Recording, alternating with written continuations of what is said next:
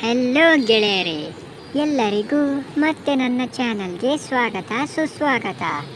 Sorry friends, ಒಂಚೂರು ಚಾನಲ್ದು problem ಆಗಿತ್ತು. ಇವಾಗಲೂ ಪ್ರಾಬ್ಲಮಲ್ಲೇ ಇದೆ, ಆದರೆ ಬಿಡಿ, ನನ್ನ ವ್ಯೂವರ್ಸ್ಗಿಂತ ದೊಡ್ಡದೇನೂ ಅಲ್ಲ. ಅದಕ್ಕಂತಾನೆ ಮತ್ತೆ ನಿಮಗೋಸ್ಕರ ಒಂದು ಹೊಸ ಕಥೆನ ತಂದಿದ್ದೇನೆ. ಕಥೆಯ ಹೆಸರು ಏನಂದರೆ, ಇದೊಂಥರ ಡಿಫ್ರೆಂಟ್ ಕತೆ ಫ್ರೆಂಡ್ಸ್. ಏನಂತ ಅಂದರೆ ನನಗೂ ಗೊತ್ತಿಲ್ಲ ಕರೆಕ್ಟಾಗಿ, ಆದರೂ ನಿಮಗೋಸ್ಕರ ನಾನು ಕಥೆನ ಹೇಳ್ತೀನಿ. ಸೊ ಎಲ್ಲರೂ ಏಡ್ಫೋನ್ಸ್ನ ಹಾಕ್ಕೊಂಡು ಆರಾಮಾಗಿ ನಿಮ್ಮ ಮನೆಯಲ್ಲಿ, ಅಂದರೆ ಎಲ್ಲರೂ ಮನೆಯಲ್ಲೇ ಇರ್ತೀರಾ, ಆದರೂ ನಿಮ್ಮ ಸೇಫ್ಟಿಗೋಸ್ಕರ ಹೇಳ್ತಿದ್ದೇನೆ. ಮತ್ತು ನೋಡಿ ಫ್ರೆಂಡ್ಸ್, ಇದು ಹೊಸದು ಎಫೆಕ್ಟ್ ಹಾಕಿದ್ದೀನಿ. ಹೆಂಗೆ ಗೊತ್ತಾ, -50 ಡಿಗ್ರಿ ಇದು ನೋಡಿ, ಒಂಥರ ಹೆಂಗೆ ಮಸ್ತಾಗಿ ಹೋಗ್ತಿದೆ ಅಲ್ವಾ. ಬನ್ನಿ ಕಥೆನ ಶುರು ಮಾಡೋಣ. ನಾನು ಒಬ್ಬ ಗಂಡಸು, ಮತ್ತು ನನಗೆ ಇವಾಗ 38 ವಯಸ್ಸು. ಇದು ಸುಮಾರು 20 ವರ್ಷದ ಹಿಂದಿನ ಘಟನೆ. ನಾನು ಆವಾಗ 10ನೇ ಕ್ಲಾಸ್ನಲ್ಲಿ ಇದ್ದೆ. ನಮ್ಮ ಮನೆಯ ಹತ್ತಿರ ಇನ್ನೊಂದು ಮನೆ ಇತ್ತು. ಅಲ್ಲಿ ಒಬ್ಬ ಆಂಟಿ ಮತ್ತು ಅವರ ಮಗಳು, ಗಂಡ ಎಲ್ಲ ಇದ್ದರು. ಆಂಟಿಯ ಗಂಡ ಸ್ವಲ್ಪ ಸೊಣುಕ್ಲ ವ್ಯಕ್ತಿ, ಆಂಟಿ ತುಂಬ ಮಲ್ಲು. ನೋಡಿದ್ರೇನೆ ಬುಲ್ಲು ಗಟ್ಟಿಯಾಗ್ತಾ ಇತ್ತು. ನಮ್ಮ ಭಾಷೆಯಲ್ಲಿ ಬುಲ್ಲಾನ ಹುಮ್ಮು ಅಂತ ಕರೀತಾರೆ. ಅದನ್ನು ಮುಟ್ಟಿ ಸ್ವಲ್ಪ ಹಲ್ಲಾಡಿಸಿ ವೀರ್ಯ ಬಿಟ್ಟು ಸುಖ ಪಡುವುದು ನನಗೆ ತಿಳಿದಿತ್ತು. ಇದನ್ನು ನಾನು ಸುಮಾರು 12 ವಯಸ್ಸಿನಲ್ಲೇ ಶುರು ಮಾಡಿದ್ದೆ.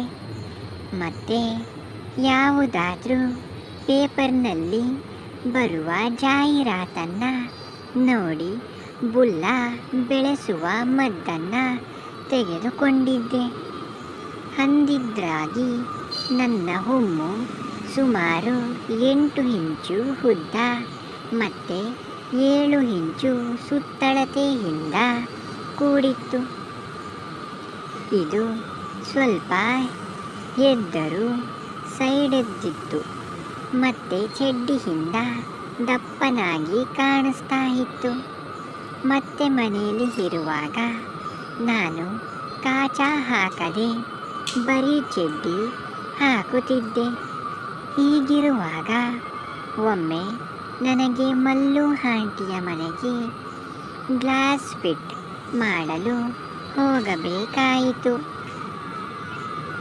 ದೊಡ್ಡ ಗ್ಯಾಸ್ ಸಿಲಿಂಡರನ್ನು ನಾನು ಸುಲಭವಾಗಿ ಎತ್ತಿ ಫಿಟ್ ಮಾಡಿ ಇನ್ನೊಂದನ್ನು, ಅಂದರೆ ಹಳೆ ಖಾಲಿ ಸಿಲಿಂಡರನ್ನು ಬಿಚ್ಚಿದೆ. ಅದನ್ನು ಎಲ್ಲಿ ಇಡಬೇಕು ಅಂತ ಕೇಳಿದಾಗ ಆಂಟಿ ಸ್ಟೋರ್ ರೂಮ್ನಲ್ಲಿ ಇಡು ಅಂತ ಅಂದರು. ನಾನು ಖಾಲಿ ಸಿಲಿಂಡರನ್ನು ತೆಗೆದು ಹೋಗುವಾಗ ಅವರು ನನ್ನ ಬೆನ್ನ ಹಿಂದೆನೇ ಬಂದರು. ಮತ್ತು ಅವರ ಮೃದು ಮೊಲೆ ನನ್ನ ಬೆನ್ನಿಗೆ ಮುಟ್ತಾ ಇತ್ತು. ಇದರಿಂದ ನನ್ನ ಮೈ ಬಿಸಿ ಆಯಿತು. ಸಿಲಿಂಡರ್ ಇಡುವಾಗ ರಾಕ್ ಮೇಲೆ ನೋಡಿದಂತೆ ರತಿ ವಿಜ್ಞಾನ ಪುಸ್ತಕಗಳ ಸಂಗ್ರಹ ಇತ್ತು. ನಾನು ಕಣ್ಮರಳಿಸಿ ನೋಡುವಾಗ ಅವರು ಸ್ವಲ್ಪ ಪುಸ್ತಕಗಳನ್ನು ತೆಗೆದುಕೊಟ್ಟು, ನೀನು ನೋಡ್ತಾ ಇರು, ನಾನು ಕಾಫಿ ಮಾಡಿ ತರ್ತೇನೆ ಅಂತ ಅಂದರು. ನನಗೆ ಕುತೂಹಲ ತುಂಬ ಇತ್ತಲ್ಲ. ಎದೆದ್ರೆ 4 ಬುಕ್ಸ್ ತಗೊಂಡು ಹೊರಗೆ ಬಂದೆ. ಮತ್ತೆ ಕಿಚನ್ನಲ್ಲಿ ಆಂಟಿ ಇರಬೇಕಾದ್ರೆ ಹಾಲ್ನಲ್ಲಿ ಸೋಫಾ ಮೇಲೆ ಕುಳಿತು ಬುಕ್ ಓಪನ್ ಮಾಡ್ತೇನೆ. ಮೊದಲನೆಯ ಪುಟದಲ್ಲಿ ಗಂಡು ಹೆಣ್ಣುಗಳ ಹುಮ್ಮನ ಸೇರಿಸಿ ಮಾಡುವ ಚಿತ್ರ ರಿತ್ತು. ನನಗೆ ತಡಿಲಿಕ್ಕೆ ಆಗಲಿಲ್ಲ. ನನ್ನ ರೋಮ ಪೂರ್ಣ ಮೇಲೆ 8 ಇಂಚು ಉದ್ದದ ರಾಡ್ ಥರ ಆಯಿತು. ಮತ್ತೆ ಅದನ್ನು ಅಲ್ಲಾಡಿಸ್ಲಿಕ್ಕೆ ಅಂತ ಬುಲ್ಲ ಮೇಲೆ ಬುಕ್ಪುಟ ತಿರುಗುತ್ತಾ ಇದ್ದೆ. ಪ್ರತಿ ಪುಟದಲ್ಲೂ ಒಂದೊಂದು ಥರದ ಸಂಭೋಗ ಚಿತ್ರಗಳು ಮತ್ತು ಬ್ಲಾಯ್ ಬುಲ್ಲ ಚೀಪುವ ಚಿತ್ರ, ಬುಲ್ಲಿ ನೆಕ್ಕುವುದು ಇತ್ಯಾದಿ ಇತ್ತು. ನಾನು ಇನ್ನು ಬುಲ್ಲಿ ನೋಡಿದ ಹುಡುಗ ನನಗೆ ಉದ್ರೇಕ ತಡಿಲಿಕ್ಕೆ ಆಗದೆ ಕೈಯಲ್ಲಿ ಹುಮ್ಮನ ಒತ್ತಿಕೊಳ್ಳುತ್ತಾ ಇದ್ದೆ. ಅದೇ ಸಮಯಕ್ಕೆ ಆಂಟಿ ಕಾಫಿ ತಗೊಂಡು ಬಂದರು. ನನ್ನ ಸ್ಥಿತಿ ನೋಡಿ ಅವರಿಗೆ ನಗು ಬಂತು. ಮತ್ತೆ ಕಾಫಿ ಕುಡಿ ಅಂತ ಕೊಟ್ಟರು. ಮತ್ತೆ ಪಕ್ಕದಲ್ಲೇ ಕುಳಿತರು. ಅವರ ಬೆಚ್ಚನೆಯ ಮೈ ನನಗೆ ಒತ್ತಿಕೊಂಡಿತ್ತು. ನಾನು ಸ್ವಲ್ಪ ಕಾಫಿ ಕುಡಿದ ಮೇಲೆ ನನ್ನ ಕಪ್ ತಗೊಂಡು ಅವರ ಕಪ್ ಕೊಟ್ಟರು. ಮತ್ತೆ ನಾನು ಓದುತ್ತಾ ಇದ್ದ ಪುಸ್ತಕದ ಚಿತ್ರಗಳನ್ನು ತೋರಿಸುತ್ತಾ ನಾವು ಹೀಗೆ ಮಾಡೋಣವಾ ಅಂತ ಕೇಳಿದ್ರು. ನನಗೆ ಸ್ವಲ್ಪ ಹೆದರಿಕೆ ಆದರೂ ತೋರಿಸಿಕೊಳ್ಳದೆ ಆಯಿತು ಅಂದೆ. ಮತ್ತೆ ಇಬ್ಬರು ಬೆಡ್ರೂಮ್ಗೆ ಹೋದೆವು. ಆಂಟಿ ಬೆತ್ತಲೇ ಆದರು. ಅವರ ಬುಲ್ಲಿ ಮುದ್ರು ಆಗಿ ಬಂತರ ಇತ್ತು. ಮೆತ್ತಗೆ ಮುಟ್ಟಿದೆ.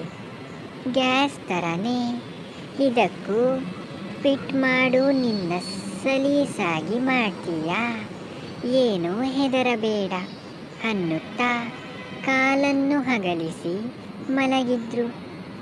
ಅವರ ಚೆಂಡುಗಳು ಸಖತ್ತಾಗಿತ್ತು.